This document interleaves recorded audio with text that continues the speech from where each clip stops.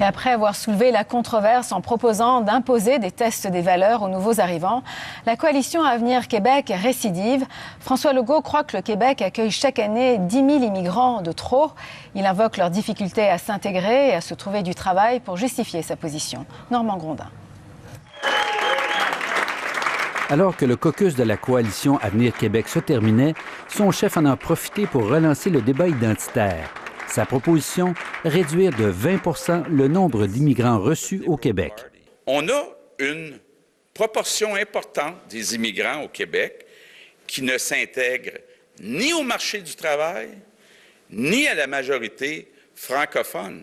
Le chef caquiste a avancé des chiffres. 18 % des nouveaux immigrants sont sans emploi et 200 000 ne parlent pas français. Sa conclusion, abaisser de 50 000 à 40 000 le nombre d'immigrants reçus par année. Il ne faut pas être naïf. Et puis je comprends qu'il y a une charte des droits et libertés, là, mais il faut quand même aussi se soucier de protéger nos valeurs fondamentales. Stéphane Anfield croit que les chiffres de la CAQ prêtent à confusion. Lorsqu'il indique que beaucoup d'immigrants ne parlent pas ou ne maîtrisent pas le français, on mélange un peu toutes les sortes d'immigration. On parle sûrement de réfugiés, donc les gens qui n'ont aucune obligation de parler français ni anglais. Cette spécialiste de l'intégration s'oppose également à la proposition de la CAQ.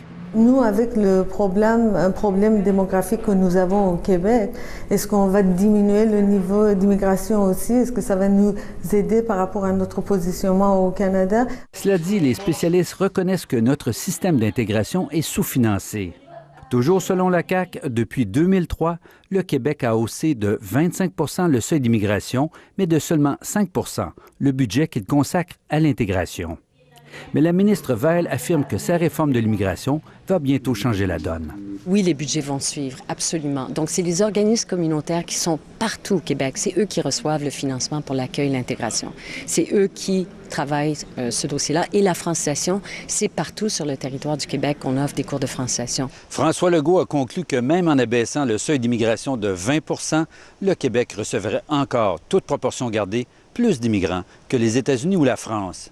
Ici Normand Grondin, Radio-Canada, Montréal. Bonsoir Gérald. Bonsoir Azèle. Alors on vient de le voir, la CAQ veut réduire le nombre d'immigrants au Québec de 20 %. Alors sur le plan économique, est-ce que c'est une bonne solution? Bien, vous savez, le taux de natalité au Québec est quand même assez faible. La croissance économique est faible et les économistes ont tendance à dire que l'immigration fait partie de la solution pour la croissance économique. C'est loin d'être la seule solution, mais ça fait partie de la solution. Fondamentalement, on peut se demander si l'enjeu, c'est la quantité, le nombre ou la sélection. Deux choses à vous dire là-dessus.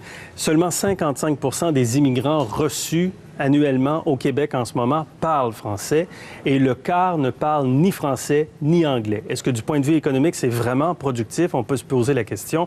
Et deuxièmement, nous sommes dans le vieillissement de la population, donc le nombre de personnes dans la population active baisse, une baisse de 33 000 au cours de la dernière année. Est-ce qu'on peut se permettre de réduire le nombre d'immigrants quand on voit la population active en âge de travailler baisser? Et puis, Gérald, il y a un enjeu très important au Québec, c'est l'intégration économique des immigrants. Le chômage est très élevé. Exactement, très élevé, 11,1 % à Montréal, beaucoup plus élevé qu'à Toronto et à Vancouver, et beaucoup plus élevé que les natifs canadiens, donc les gens nés au Canada qui sont à Montréal.